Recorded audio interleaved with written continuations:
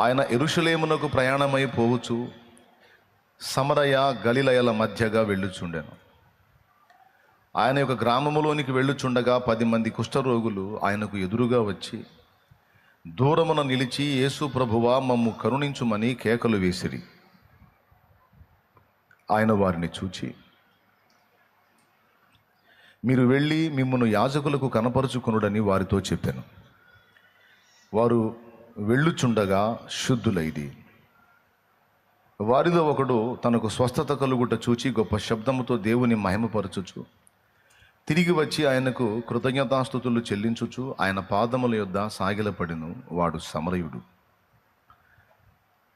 అందుకు యేసు, 10 మంది శుద్ధులైరి కారా? ఆ 9 ఎక్కడ?